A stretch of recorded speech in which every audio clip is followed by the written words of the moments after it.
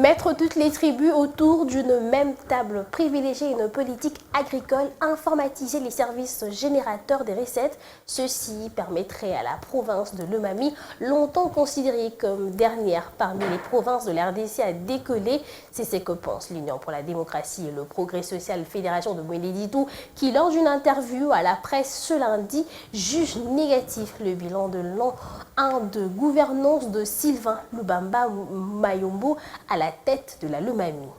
Le bilan du gouverneur de la province de Lomami est largement négatif. Parce que nous avons assisté ici à beaucoup de choses. Nous sommes l'unique province dans ce pays où vous entendez en Andangika, il y a des marches.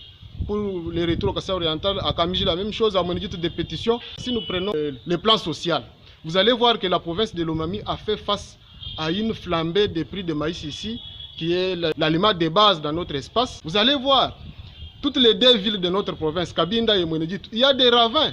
Le gouverneur, quand vous lui posez la question, il va vous dire non, non, ça c'est de la compétence du pouvoir central. Donc tout, il remet sur les épaules du pouvoir central. Nous tous, nous voulons que la province puisse décoller. C'est notre souhait. C'est pourquoi il faut qu'on puisse mettre en place des plans, des programmes pour que la province décolle. Donc il faut associer tout le monde pour que les solutions idoines soient trouvées. On n'investit pas seulement en matière de minerais. Il y a plusieurs secteurs dans lesquels on peut attirer les investisseurs.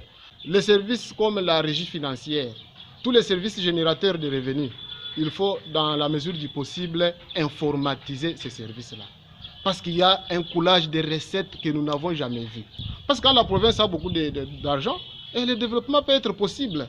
Et aussi, il ne faut pas avoir la politique d'exclusion. C'est-à-dire, il faut associer tout le monde. Quand vous entendez les gens contester ci et là, il faut approcher ces gens-là. C'est ça le leadership responsable.